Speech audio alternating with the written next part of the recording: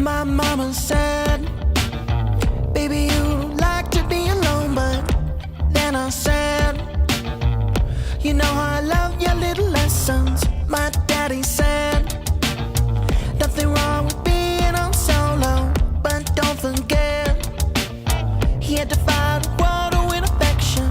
Everybody wants someone to love. Everybody wants someone to love. Everybody wants someone to love. Everybody wants someone to love.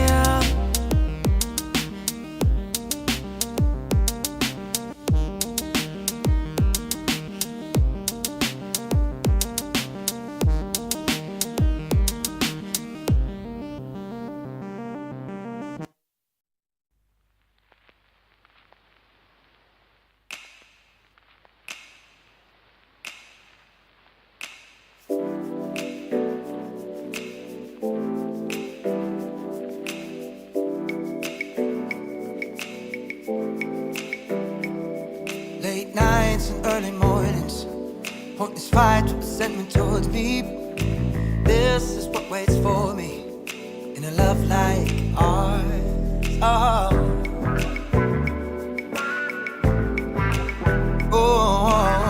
yeah.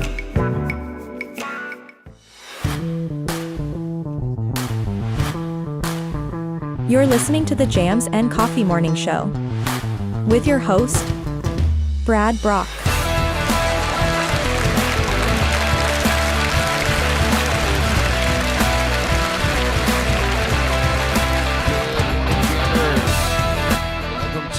the Jams and Coffee Morning Show.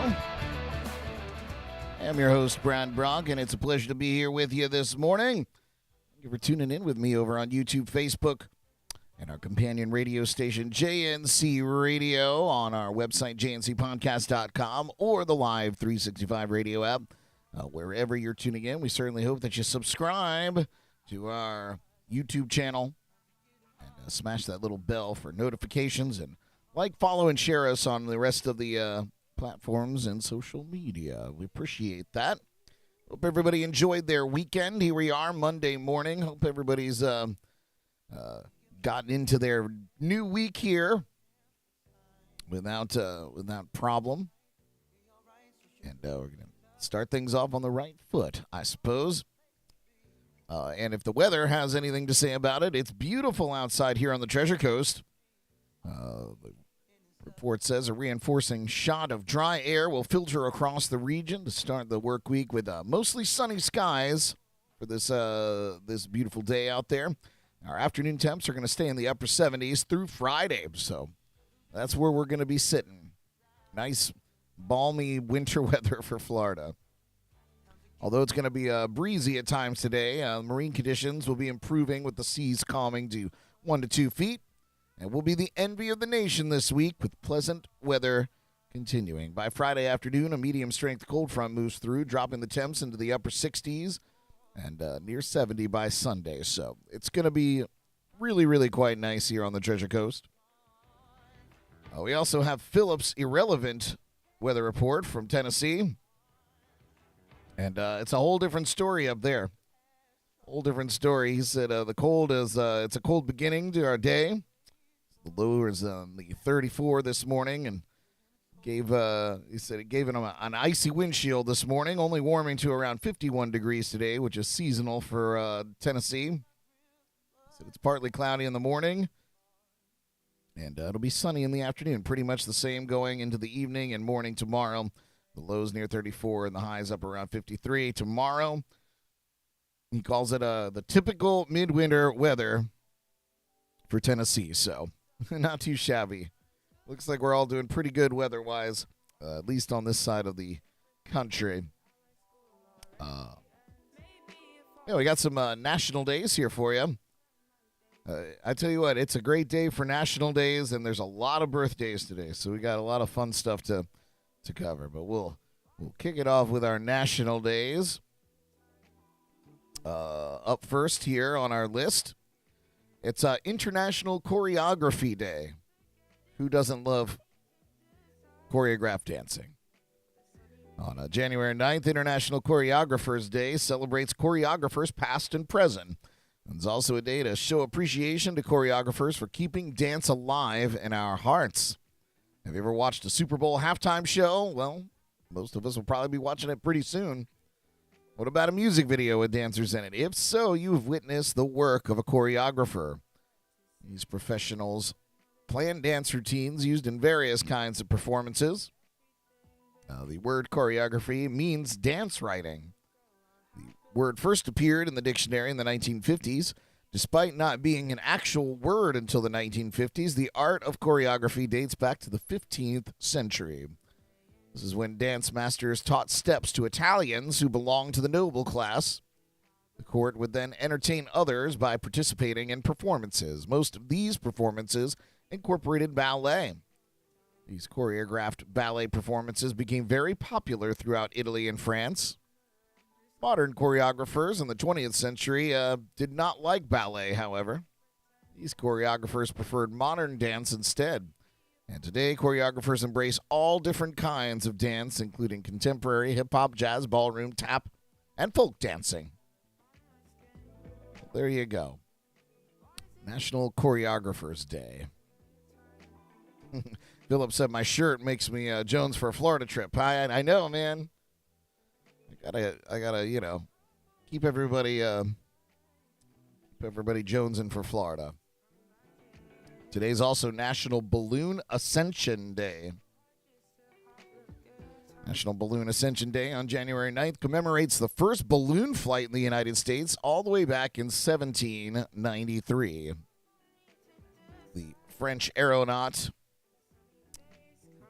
Jean-Pierre Blanchard, very French. He took flight over the Walnut Street prison in Philadelphia above a large crowd. He ascended in a hydrogen gas balloon, a popular balloon at the time. George Washington witnessed the launch of the balloon, too. That's how long ago it was. My God. That day, he lit the fires of fascination with ballooning and Americans. However, more than hot air balloons also flew in the skies over time. Several varieties of balloons took shape over the next 100 years. Airships inflated by hydrogen and shaped like cigars took to the skies. They were also called blimps. Still use them today. Their engines gave these balloons directional flight and speed. In the 20th century, large airships with cabins carried passengers. Gas-filled giants eventually disappeared from the skies, though. One particular incident stands out as to why. Tragedies like the Hindenburg, of course. On May 6, 1937, where over a third of the 97 passengers perished when the airship caught fire. And that, of course, helped usher in a new era of air flight. Today, hot air ballooning is enjoyed from the ground and the air. It's also a scientific tool for weather and other research. There you go. Anybody out there ever been on a hot air balloon? Tethered or otherwise? I know some fairs and things like that sometimes have a big hot air balloon, but it's tethered to the ground, so it can't go up very far. Yeah. Balloon Ascension Day. All right. What's next? Here's a good one. It's National Law Enforcement Appreciation Day. Across the country on January 9th each year, citizens take the lead to show support on National Law Enforcement Appreciation Day. Law enforcement officers of every rank and file have chosen a profession that puts their life on the line every day for their communities. They've answered a call to public service that is demanding and often unappreciated. From local, state, and federal, their duties command dedication. The jobs are often thankless and take them away from their families for long hours. Rarely do they know what their days have in store for them. Often, law enforcement are the only paid emergency resource a community has. More often, they work in coordination with other local, state, and federal organizations to make communities safer. So, on National Law Enforcement Appreciation Day, we have an opportunity to thank them for their service and offer a token of respect. There are several ways to show your support. Send a note of thanks to your local county or state police agency. Wear blue, turn your social media channels blue, or shine a blue porch light to show your support. And you can also share National Law Enforcement Appreciation Day on your social media as well. Or buy them a coffee, pick up their lunch bill if you see them in the restaurant with you. All those small gestures go a long way. Next up. Here's one that I could probably get behind. Today is National Clean Off Your Desk Day, second Monday in January. This day is an opportunity to begin your new year with a clean and organized workspace. Whether your desk is in a private or shared office, cubicle, home, or a makeshift desk on the counter, having your workspace uncluttered and organized will help you work more efficiently. Clean workspace improves productivity and inspires us too. Often gives us a sense of serenity. So there you go. Clean your filthy desk. April tuning in over on Facebook said hot air balloons came to Fort Pierce 2 years ago. It was a cool experience. Yeah. I do have one crazy hot air balloon story. So this is many, many years ago. I was living in my very first apartment. And I was very early in the morning. I was still sleeping. And out of my window, all I heard was this whoosh, whoosh. And I was like, what the hell is that? And so I got myself out of bed, and I went and I looked out the window, and sure as day, here's this big hot air balloon making a emergency landing in like the courtyard of the apartment complex I was living in. And They landed, and they got the whole balloon inside the basket, and then a van pulled up like 10 minutes later, and they put everything in this big van and then took off. And I was like, oh, that's something happened there. That was not planned. Not typical, I imagine, but yeah, that was like, it was cool and terrifying because I didn't know what was going on. But yep. Hot air balloons are crazy, man. I've been up in a couple. I don't think I've ever been in one where it was just free and roaming, but I've been up in some that were tethered to the ground, which is pretty fun too. New perspective. All right, what's next on our National Day list? Here's one for a sweet treat. It's National Apricot Day. Apricot lovers from all over the United States observe National Apricot Day every year on January 9th. Related to the peach, of course, the apricot's velvety flesh is quite similar. However, the texture of the golden orange fruit is firmer, and the flavor is more tart than its cousins. And since we easily preserve the apricot, we enjoy this versatile fruit all year long, fresh, canned, and dried. Apricots are found all over the world, but originated in northeastern China near the Russian border in ancient times. Later, the fruit was introduced to Europe and Armenia. The apricot found its way to North America when English colonists settled in Virginia. Apricots traveled further west when Spanish explorers and missionaries brought them on expeditions. This migration caused apricots to be grown commercially today. That's how we get to enjoy them. Did you guys know the apricot tree can grow to 45 feet if left unpruned? Produces white, pink, or red blossoms and is a winter-hardy tree. However, early frost can damage the fruit. Fresh apricots pack in the nutrients. A 1 cup serving of apricots halves contains 60% of the daily allowance of vitamin A and 26% of the daily allowance for vitamin C. Other vitamins in this low-calorie snack include vitamin B6, magnesium, iron, calcium, and is also an excellent source of fiber. Its unique flavor, the apricot is a versatile ingredient, lending itself to both sweet and savory dishes. Perfect for snacking. Apricots are the best fresh off the tree, but are also found in the markets all year round, dried, and they are delicious and healthy in granola or salad. So, man, who knew all that about apricots? I might have to go and get some today. There you go. Good source of fiber. And finally today, it's National Static Electricity Day. I know, maybe a little shocking. The National Static Electricity Day is on January 9th. The observance explores static electricity and even how we may cause it. Static electricity is different from the electrical current carried by wires through a building or transmitted by electric companies. Static electricity is produced when the positive and negative charges of an atom are out of balance.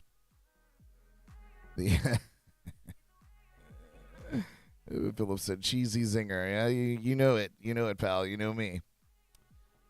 So the atoms of some materials hold their electrons tightly. And these materials, such as plastic, cloth, glass, are insulators, while electrons of these substances do not move very freely. The electrons of other materials, such as metal, move more freely and are called conductors.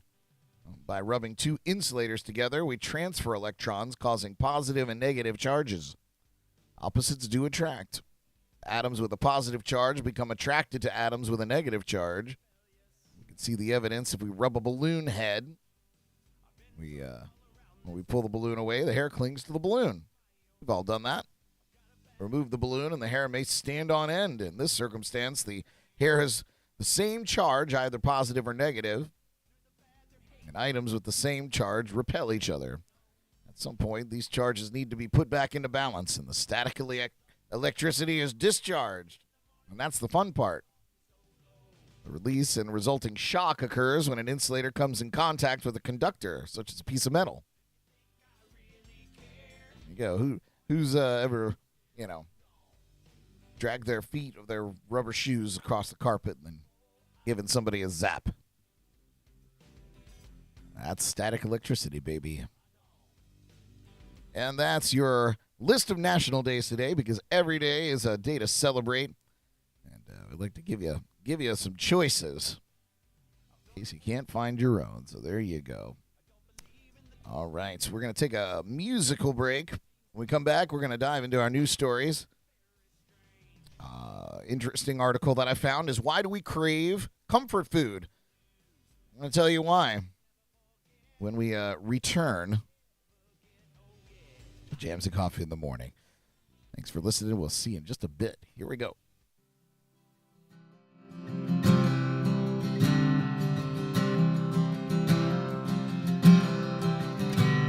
The streets are all empty and the stores are all closed. I've got a rip in my shirt and I'm trying to get home.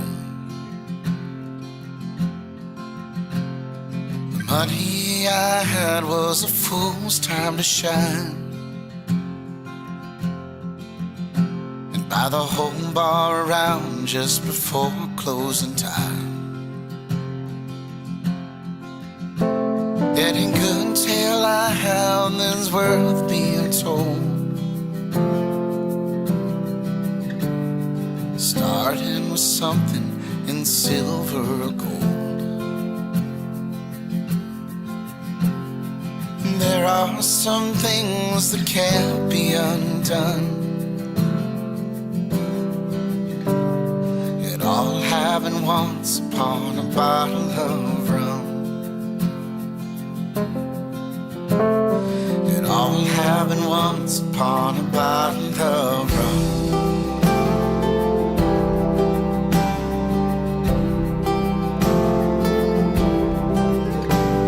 I sailed off to find what I just hadn't found, living my life in my little hometown. So I traveled the world singing songs to get by,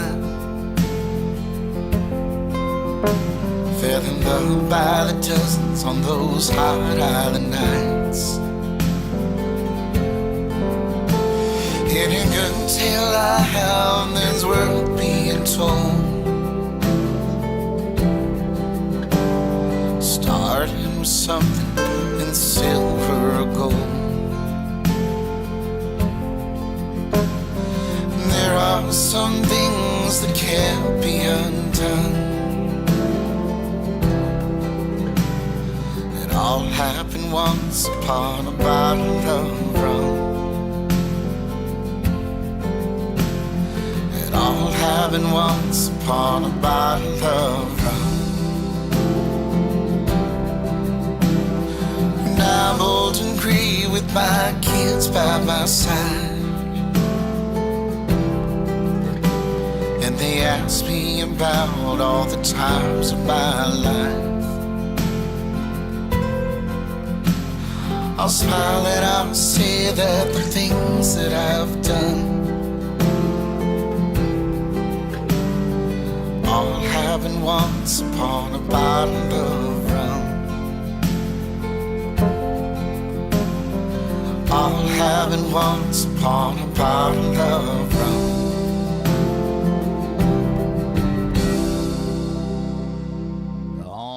We're back here with Jams and Coffee in the Morning. That was one by yours truly. Once upon a bottle of rum. You may be asking yourself, or may have asked yourself in the past, why do we crave comfort food? Well, aside from it being incredibly delicious, I have some other reasons. You know, who doesn't love some fried chicken and some mac and cheese? Good stuff, good stuff. So why do we crave comfort food? Well, many of us seek solace in comfort food during times of stress. I've been known to do that. But what makes them so appealing? The truth is, swaths of people turn to comfort foods when they're feeling down, stressed, or just need a little pick-me-up. Comfort foods are often associated with carefree memories and can, to some extent, provide a sense of warmth and reassurance. But why do we crave these foods time and time again? And despite the name, do they actually comfort us? Well, Charles Spence, an experimental psychologist at the University of Oxford, thinks people associate comfort foods with positive and happy memories, both consciously and subconsciously.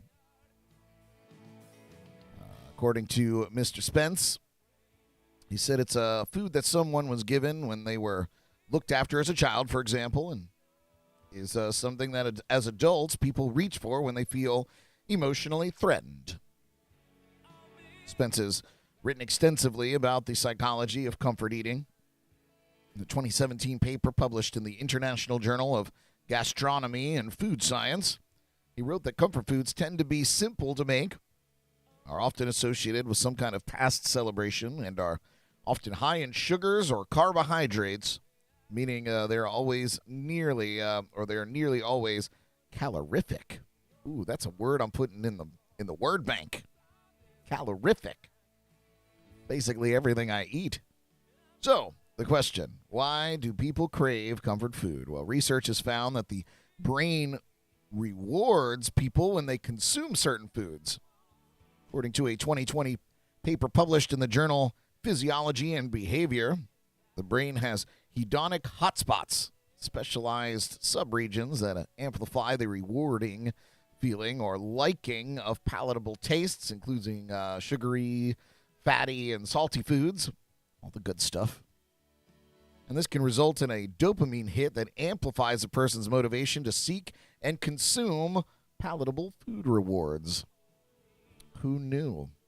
Therefore, people might be spurred on by their brains to seek out and consume particular foods. And that's why it's never broccoli or Brussels sprouts. But why is it that comfort foods are, generally speaking, somewhat unhealthy? And why is it uncommon to crave a salad or a stick of celery when you're attempting to boost your mood? Well, dopamine is an essential brain chemical that plays a major role in establishing one's mood. And as noted in the aforementioned study, a person's inclinations toward reward and motivation. Various studies have found that certain foods, sometimes referred to as hyperpalatable foods, catalyze intense feelings of pleasure. As a result, the brain encourages us to pursue these items repeatedly. Why not? Naturally. According to the Harvard School of Public Health, hyperpalatable foods are generally easy to digest and are sweet, salty, or rich. Hyperpalatable foods are known to stimulate the release of various hormones beyond dopamine, including insulin, cortisol, and leptin. Good stuff. Increases in these hormones can lead to cravings for a particular food or taste. Healthy foods tend to not contain any of these elements, sadly. Leafy greens, for example, are high in vitamins, minerals, and fiber, but low in sugar and salt. And so a person's brain tends not to crave them in the same way it does a donut or a slice of pizza. Makes total sense to me. I'm learning a lot right now, truthfully. Are comfort foods really effective? Another important question. Comfort foods are an attempt, of course, to feel content or a means of allaying stress, but studies appear to indicate that they're not always effective at achieving that goal. A 2020 study conducted by OnePoll found that to cope with the impacts of the pandemic and its associated lockdowns, 2/3 of U.S. adults, whether consciously or unconsciously, ate foods that they enjoyed during childhood. Nonetheless, less than half of those people, 41% to be exact, of respondents said they reach for comfort foods to bring happiness. What's more, in a 2022 poll of 2,000 UK adults carried out on behalf of the supermarket Aldi, 1 in 4 people admitted to eating comfort foods at least 5 times a week, even though over half said those meals made them feel worse, wouldn't you know? The same report found that 57% of participants confessed that being filled with regret upon eating their preferred comfort foods. Oh, no. Comfort foods, these studies appear to suggest, are effective at providing short-term dopamine hits, but can often lead to feelings of remorse and shame in the longer term, perhaps because people are aware that these foods are not nutritionally beneficial for them. Other research, however, has found that comfort foods do have the capacity to soothe us and provide feelings of solace, just no more than any other food, truth be told. A 2014 study published in the journal Health Physiology concluded that comfort foods can result in an immediate mood lift, but found that any food, regardless of whether or not someone had been craving it, has the capacity to achieve the same outcome.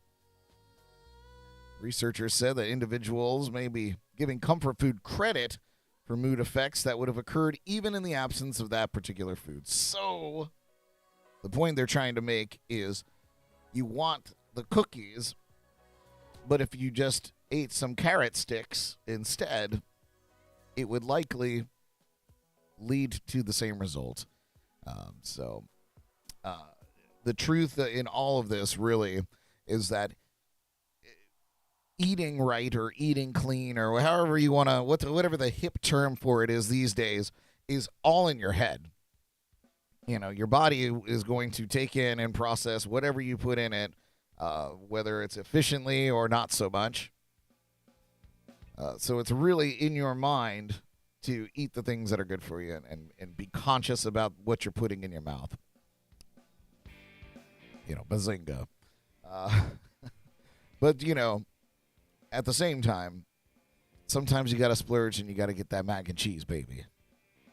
You know, sometimes you got to say, I'm going to have that slice of pie because why not? Just not every day, and then not the whole pie.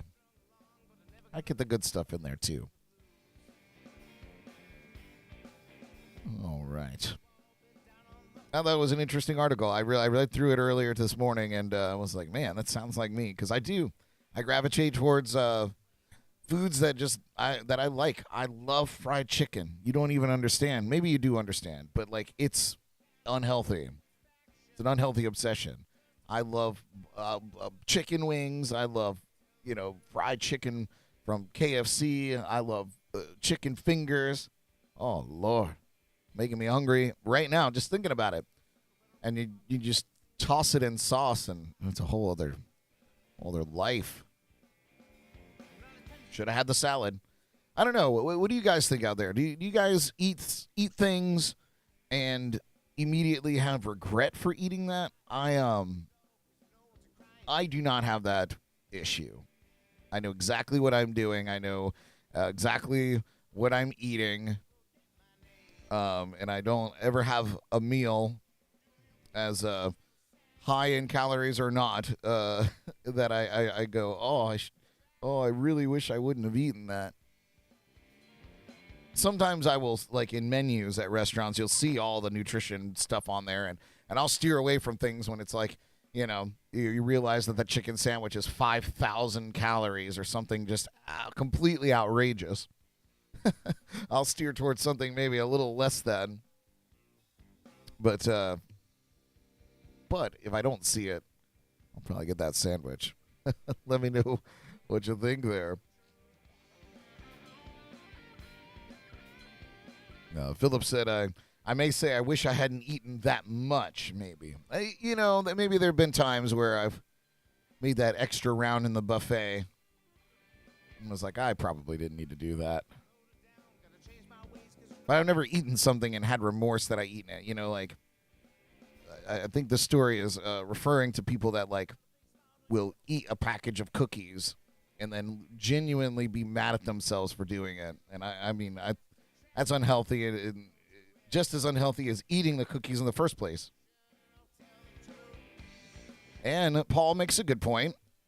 He said sometimes those salads have more calories than a good old chicken sandwich, and you're right. You're right. I've seen that at the restaurants, You're just looking at a chicken Caesar, and it's, 1,500 calories. And you're like, what are they putting in this?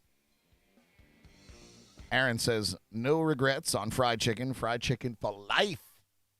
Yes. That gets an air horn. Love it, man. And let me tell you, since we're talking about it, the invention of the air fryer in the way that they've compacted it so that you can have it in your home now, game changer forever, man.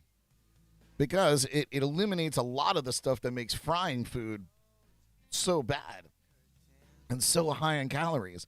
But you still get that crispiness that we're so used to, and the taste is, if you use a little bit of oil, way less than if you deep fry it, the flavor is still there. It's not so unusual that it makes it not worth it.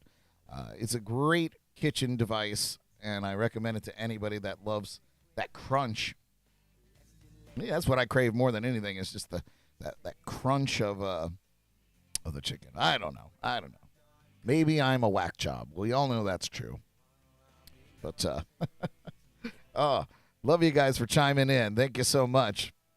I hit a nerve here. I love it. You know what else is good eating all of a sudden in Florida? Iguana. Ever had some fried iguana? Child. And the pickets are good in the cold times because those bad boys are just laying out there for you to grab them and take them away. But maybe not for long. See this little segue?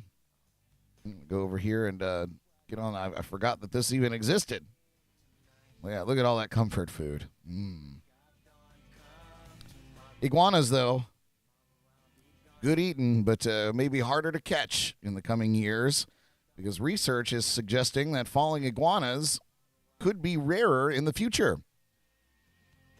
Alongside runs on hot chocolate and churros, cold stunned iguanas dropping from the trees are one of South Florida's most iconic winter traditions. When it gets cold, videos of the reptiles sprawled on the ground pop up all over social media, including during the recent Christmas cold snap that plunged temperatures here into the 40s near Miami. But ongoing research suggests that Florida's falling iguana phenomenon could be rarer in the future, both due to climbing global temperatures from unchecked climate change and a shift in cold hardiness in the lizards themselves. That's right, the big lizards appear to be adapting.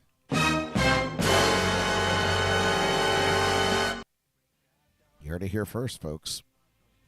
But ongoing research, nope, I already read that part. I got too excited. But that's a bummer for anyone hoping that the latest prolonged dip into colder temperatures could help knock back the rapidly growing population of exotic reptiles that currently rank among the state's most damaging invasive creatures. Iguanas are more than a garden and a landscape-chomping nuisance in South Florida. They can carry infectious bacteria like salmonella, devour endangered plants and animals, and undermine seawalls and canal banks. On at least one recent occasion, a rogue iguana in search of a snack also knocked out power to an entire city. You guys remember that story? And it wasn't the first time one had fried an electrical system. When temperatures drop, cold-blooded reptiles like iguanas lose the ability to control their muscles, sending them raining down from the trees they call home or unable to respond to the pokes and prods from curious humans. Once they warm up, they typically snap out of their stupor, but prolonged exposure or freezing temperatures can be fatal, and biologists have long pointed to the frigid snap.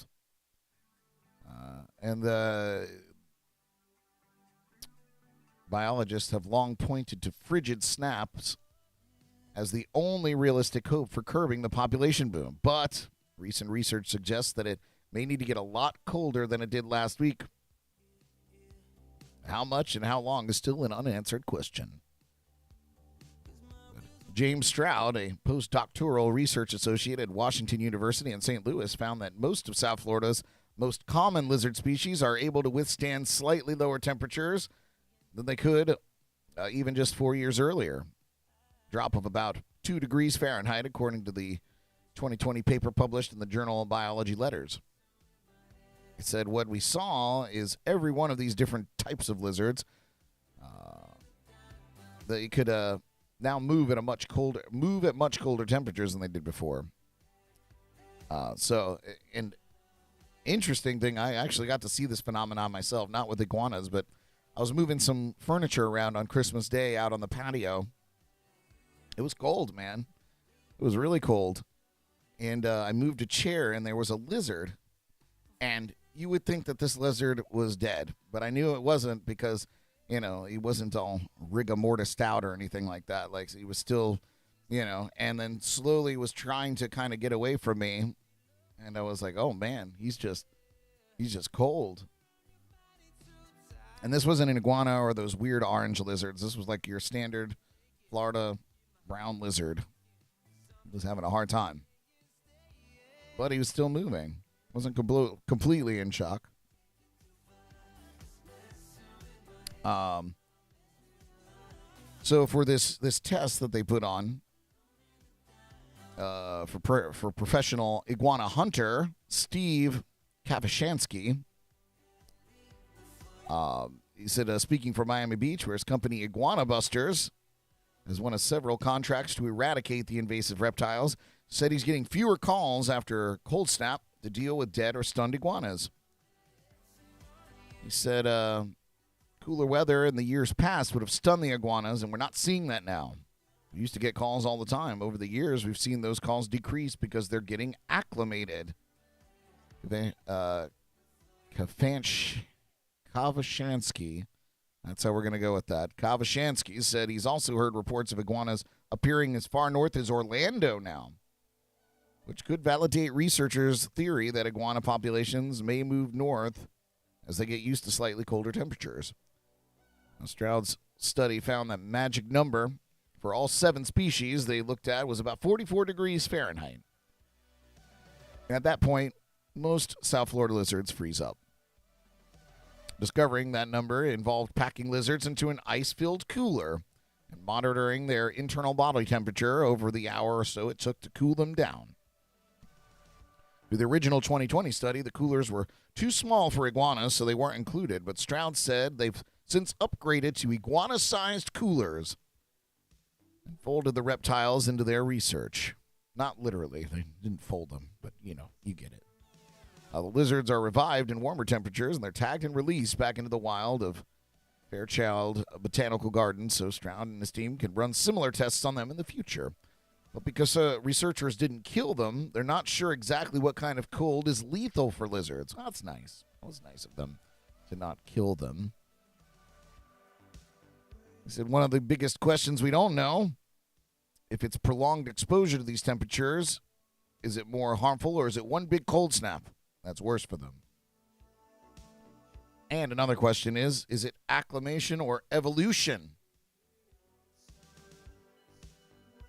Christian Cox, an assistant professor of evolutionary biology at Florida International University, said the explanation could fall into one of 2 categories or a combination of both. One likely explanation could be acclimation. The animals are simply learning to adapt to their environment, undergoing an individual change. Cox likened it to how people who move to higher altitude places like Denver get used to the environment in just a few short months. On the other hand, the population could be evolving as a whole.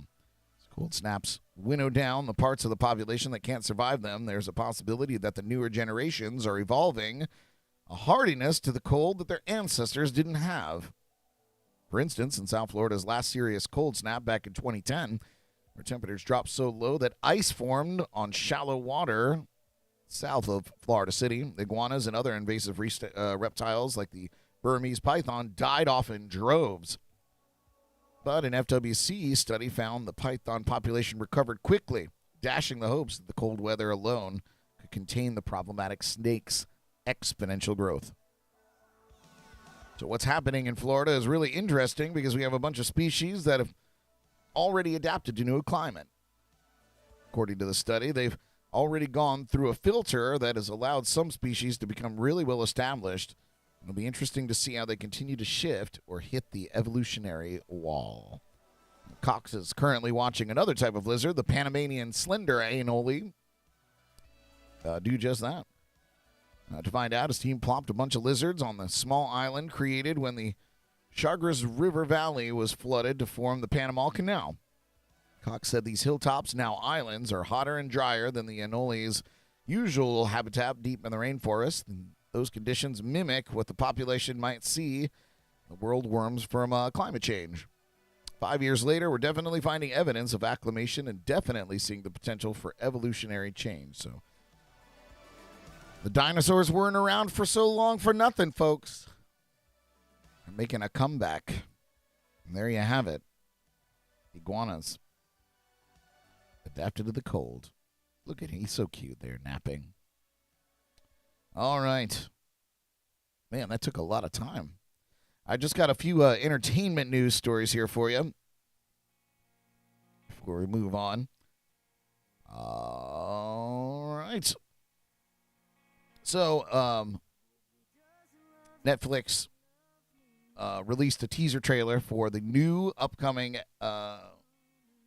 season of Wednesday. If you guys don't know about the Wednesday Addams series, go check it out. It's really worth a watch. It's a great kind of whodunit mystery, and it's also a little wacky, too. And the cast is really, really good. But Lady Gaga's Bloody Mary song was used to confirm the new season of Wednesday. And TikTok screamed, and Netflix listened. If you guys didn't see that either, on TikTok, everybody was doing the Wednesday Addams dance. And instead of using the song that was in the television show, they matched it up with this Lady Gaga tune called Bloody Mary. And so Netflix was like, we're on to something here. So here's the story. Wednesday Addams' story will continue in a brand new season of Wednesday, and Lady Gaga played a role in the big announcement. As mentioned, Netflix unleashed a teaser for the upcoming second season, which is soundtracked to none other than Gaga's Bloody Mary. The song blew up on TikTok last year following star Jenna Ortega's viral dance scene that influencers tried recreating on TikTok. While Ortega flailed to the Cramps' 1981 song Goo Goo Muck in the series, TikTokers chose to soundtrack their own interpretation of the dance sped up to a sped-up version of Gaga's 2011 hit song. The teaser trailer references the viral trend with Ortega narrating. Over the past few weeks, I've been hunted, haunted, and mimicked millions of times across the internet. It's been pure torture. Thank you. Gaga's sped-up Bloody Mary then begins playing as Netflix confirms more misery coming. The global phenomenon will return for season 2. The fans are hoping this nod to Gaga means that she'll play some role in the next chapter. She's come out as a fan of the show and by partaking in the viral Wednesday dance trend. And she also praised the show on Twitter, writing, "Slay Wednesday, you're welcome at the House of Gaga anytime. And bring Thing with you." Aha. It's unknown when the next season of Wednesday will hit streaming giants, but we'll let you know when it does. Philip said, I almost watched some of that series over the weekend. I'm going to have to now. I'm telling you, man. It was good. I got hooked into it. Somebody else was watching it. Jordan watched the whole thing. It started for me on Thanksgiving, and it was on at the house we were at. And I got drawn into the first few episodes, and I was like, okay. But you know me. I don't sit and watch TV. Like I can't get into it. But it was very good, so I hope to finish it one day. Maybe I'll binge it before the second season comes out. I don't know. And we talked a little bit about this last week, but Billy Idol, it's official. His legacy will live on forever on the Hollywood Boulevard in California. A white wedding singer was honored with a star on the Hollywood Walk of Fame on Friday. In a ceremony alongside his girlfriend, China Chow, cool name, his family, and a few famous friends. People magazine reports. Idol, 67 now, said at the ceremony, it's really crazy to find myself getting an award like this. I mean, 47 years of doing this after I started in Generation X and 35 years after coming here. I just really could never have imagined anything like this. Initially, we did the music back in the mid-'70s during the punk rock time. There wasn't much hope for anything. We decided if there's nothing, there's no future. We're going to do what we love. And that's what we did.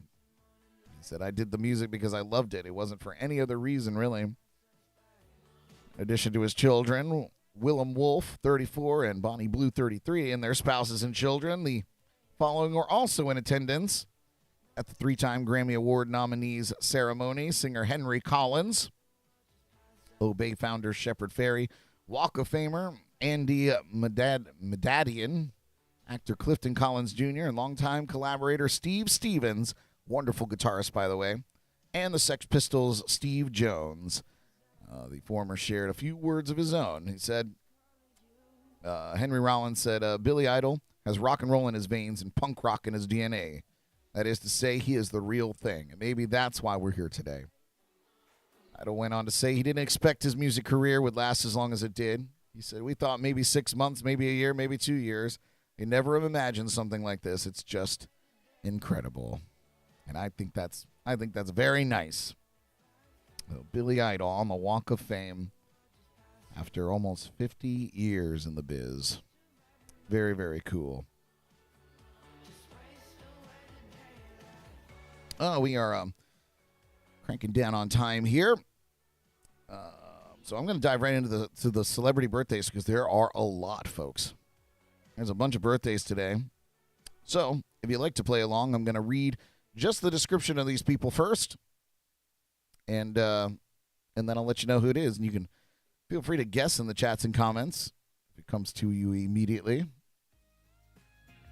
So here we go. Up first today, turning 41 years old today. She's officially known as Catherine, Princess of Wales, and the Duchess of Cornwall. She's married to Prince William, Duke of Cambridge. And they married in April of 2011 after dating him for 9 years. Makes me feel less bad about waiting 8 years to get engaged to Jordan. And she, of course, is the daughter-in-law of the late Princess Diana. Turning 41 years old today. Of course, we're talking about Ms. Kate Middleton. Happy birthday, Kate Middleton.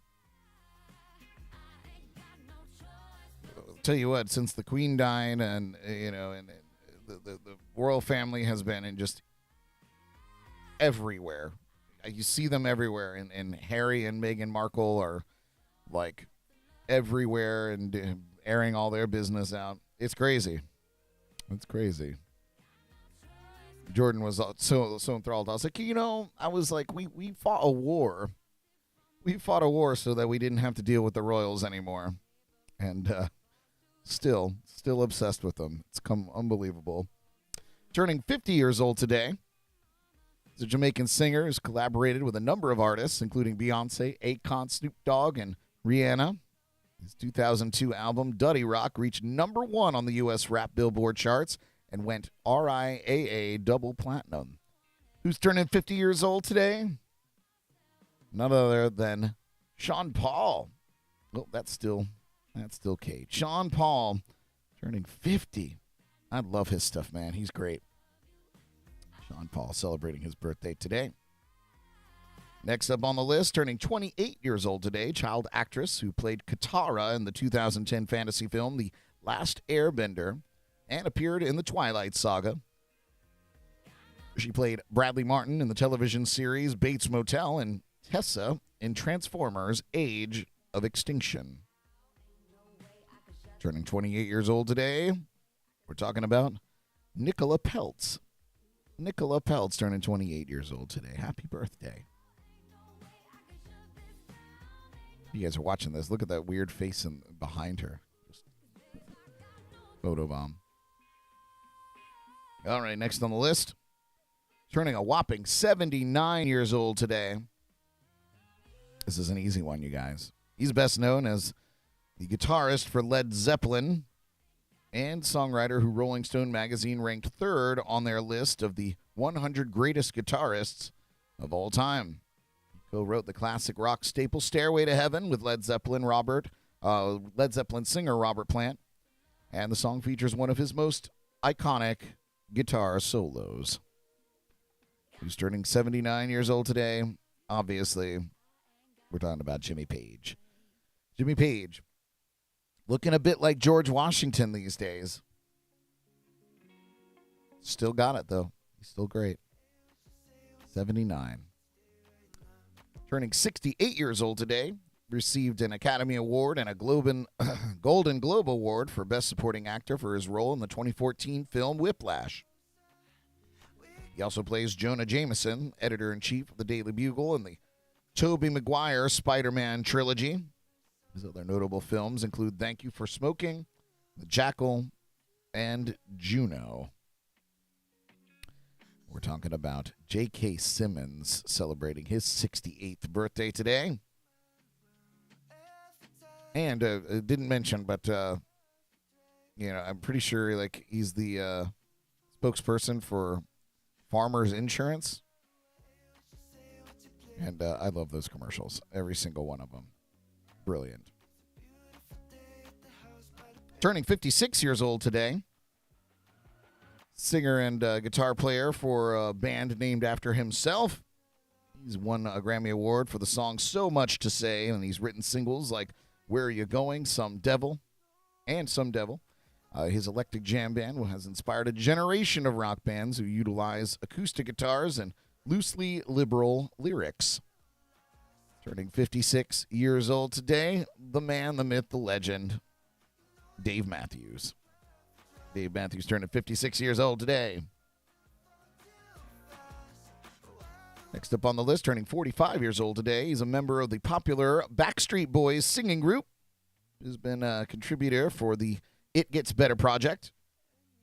He also has released music under the pseudonym Johnny No Name.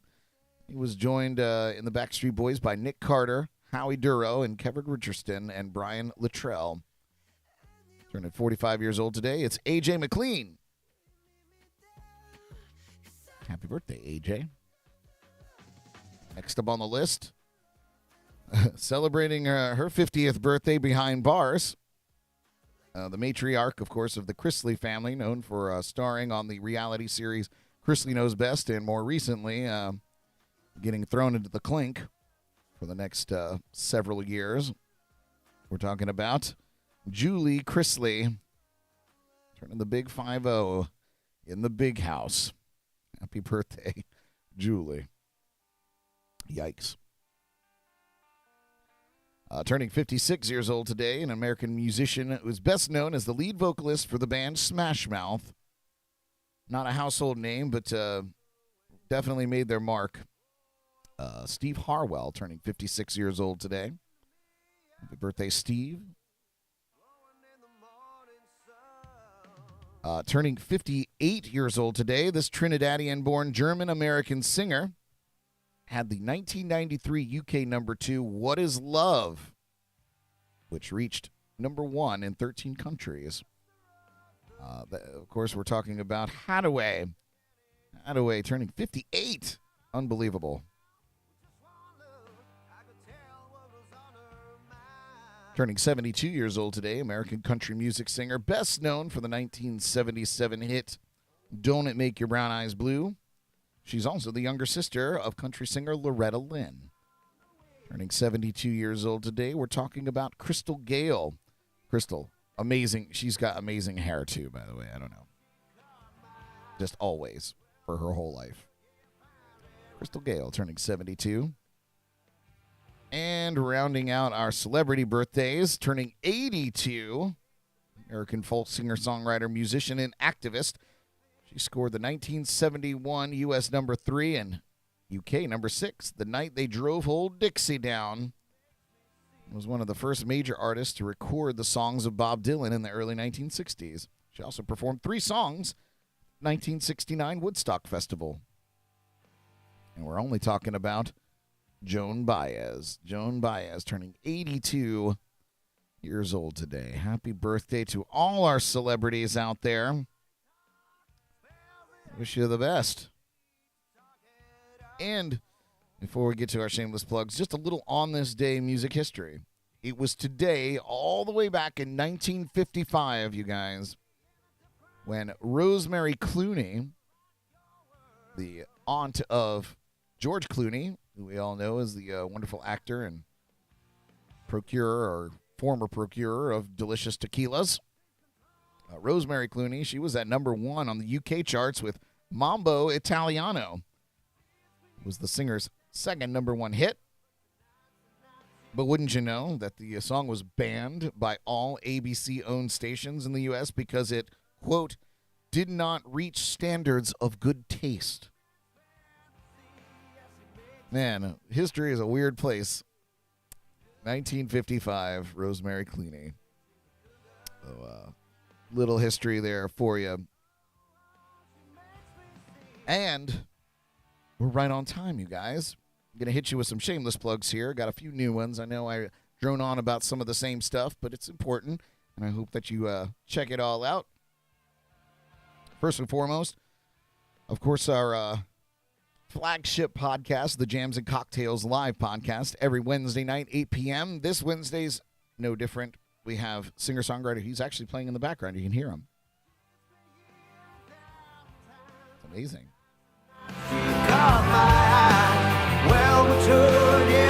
That's right. Vern Daisel is our guest, our musical guest, our guest of honor on the show this week, this Wednesday. You can hear more about his brand new album. That's Cougar. That's one of the singles on the album. Call of the Wild. We'll be talking about that. We'll be talking about his new band, Tombstone Chevy, and so much more this Wednesday on the Jams and Cocktails Live podcast, 8 p.m. Don't miss it. It's going to be great. I'm actually going to, tomorrow, I'm going to set up his very first interview with us so you can get to know a little bit about his backstory before we just dive right into talking to him. So I'm going to play that on Tuesday night. I'll let that roll at 8, and you guys can tune in and check out that rerun. It was a great time, and so much has changed, but, you know, the story remains the same. So we get to check that out before we get him in live in the studio on Wednesday. You can also listen to that show on our companion internet radio station, JNC Radio. And you can listen to that on our website, jncpodcast.com, or on the LIVE365 Radio App. And coming soon, there'll be another outlet for you to listen to all this stuff. But more to come on that. Also, check out our friend Paul at the Drums and Rums podcast. Dropping podcasts on Tuesdays traditionally, and his biggest happy hour and a half-hour live stream on Thursday nights, 8 p.m. Eastern. Check all that out at drumsandrums.com, or you can link out to it from our website, jncpodcast.com. Shout out to our partners and sponsors at Code Rum, Hop Life Brewing, Sneaky Tiki in downtown Stewart, the Bug Juice, Bug Repellent, and skincare products, Chesser Custom Designs, laser and engraving and etching, BradBrockDesign.com for all of your graphic work needs. And check out the LearnToLiveAboard.com blog. If you've ever thought about living on a sailboat, it's a must-read. My friends Brett and Kim have been living on their boat for 15 years, and they know all the ins and outs. And they have a wonderful blog for you to check out. So check that out, LearnToLiveAboard.com. You can catch me live with my one-man band today at the Blue Point Bar and Grill in Tequesta. I'll be down there in that way for from 5 to 8. So come and hang out with me. You can find all of my show dates at bradbrock.com. Also have a great event coming up this weekend at Terra Firmata. It's the Southern Rock Weekend at Terra Firmata. It starts Friday night with Thunderfoot, a tribute to Molly Hatchet. Vern Daisel will actually be opening that show up solo. So you'll get to see him on Wednesday night, and then Friday night you can go and catch him live at Terra Firmata opening up the show for Thunderfoot. The very next night there, Saturday night, it's a brand new band called Brothers After All, and it's the brand new Allman Brothers tribute band. They're amazing. I know some of the musicians in that band personally, and they're just top-notch. So they will do it justice. It's going to be a great show. That is going to be Saturday at Terra Firmata. And then on Sunday, rounding out the Southern Rock Weekend, it's the Kevin McLaughlin Band. Our good friend Kevin McLaughlin. It's original, new Southern Rock music. And that's an early show on Sunday, 4 p.m. The other shows are at 7 p.m. But the Kevin McLaughlin Band going on 4 p.m. on Sunday. Go and support our buddy Kevin. He's amazing. His band is unbelievable. And we actually have a set of tickets for that show. And I'm going to come up with I'm going to concoct some sort of way to give those away. But we have them to give away, and we intend to for that Sunday show with Kevin. So stay tuned for that. Also, check out our Patreon page if you are interested in supporting us a little bit financially. It's like OnlyFans, but better. Patreon.com/Jams and Cocktails Podcast or JNC Podcast.